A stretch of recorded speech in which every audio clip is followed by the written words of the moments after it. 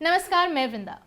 Iran में एक ऐसी इमारत पर हमला हुआ है जिसकी तुलना भारत के ताजमहल से की जाती है। इजराइल के अखबार हारित्ज ने भी इस इमारत की तुलना ताजमहल से की है।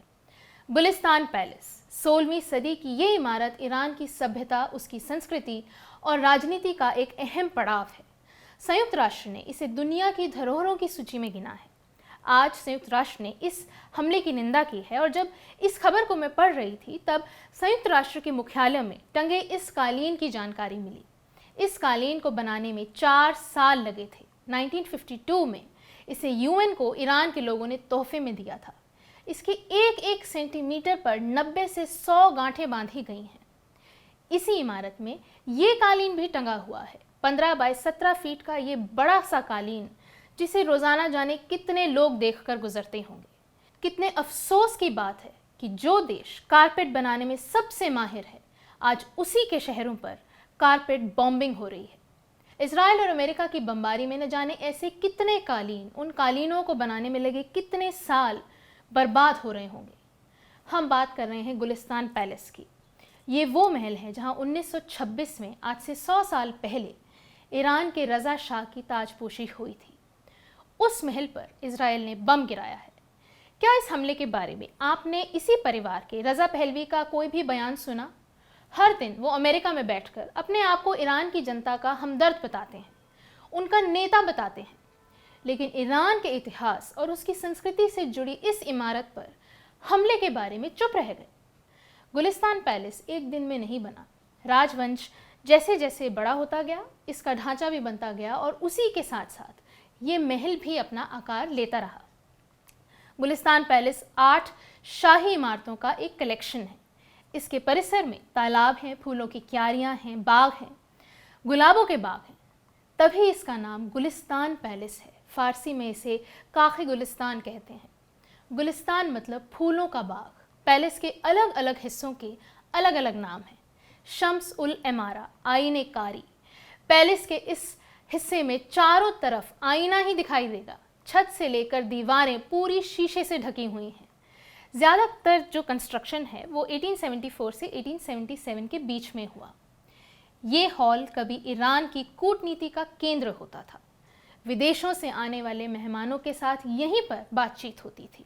1926 में जब रजा शाह ने खुद को यहाँ ताज पहनाया तो खुद को नेपोलियन की तरह सम्राट घोषित करवाया था। आज इस इमारत पर इजराइल का हमला हुआ है। 1967 में ईरान के आखिरी शाह मोहम्मद रजा पहलवी का कोरोनेशन भी यहीं पर हुआ था। एक तरह से गुलिस्तान पैलेस ईरान के आधुनिक इतिहास का गवाह है।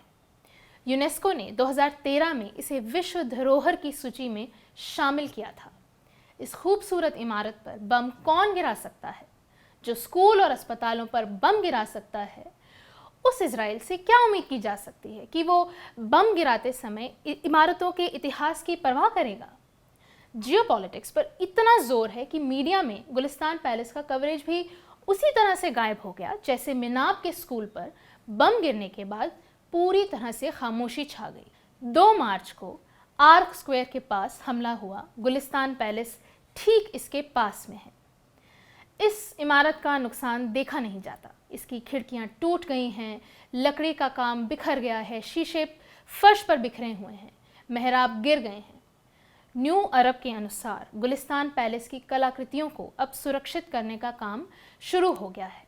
इजराइल ने गुलिस्तान पैलेस के साथ साथ इस्फहान के सौतून पैलेस को भी नुकसान पहुंचाया है। इसे 40 खंभों का महल कहते हैं। 17वीं सदी का ये महल है। 1954 का हेग कन्वेंशन कहता है कि सांस्कृतिक संपत्ति का विनाश किसी भी राष्ट्र की सांस्कृतिक विरासत को नुकसान पहुंचाता है, क्योंकि सभी लोग विश्व संस्कृति में योगदान करते हैं। ये दुनिया की पहली अंतर्राष्ट्रीय संधि है जो खास तौर पर वॉरफेयर में कल्चरल हेरिटेज, सांस्कृतिक संपत्ति की सुरक्षा पर केंद्रित है। 1954 में ये इसलिए बनी क्योंकि सेकेंड वर्ल्ड वॉर में सांस्कृतिक विरासत का भारी नुकसान हुआ था।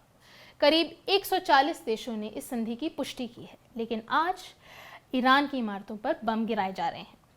ईरान के सांस्कृतिक मंत्री रजा सालेह अमीरी ने कहा है कि ये हमला सिर्फ एक ढांचे पर नहीं है, ईरान की सांस्कृतिक और उसकी राष्ट्रीय पहचान पर हमला है।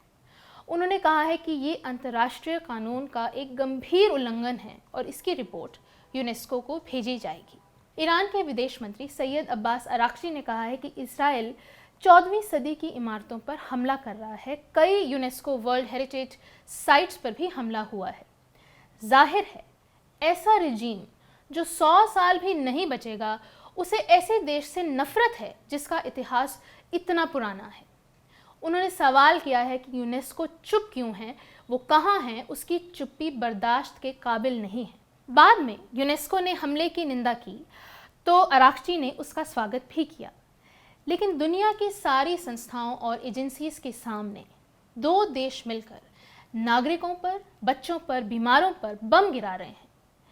क्या वो देश इमारतों के इतिहास की परवाह करेंगे जो इंसान की जान की परवाह नहीं करते हैं?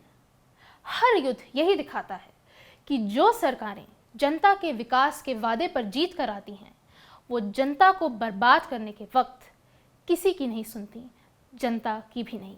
नमस्कार, मैं वृंदा।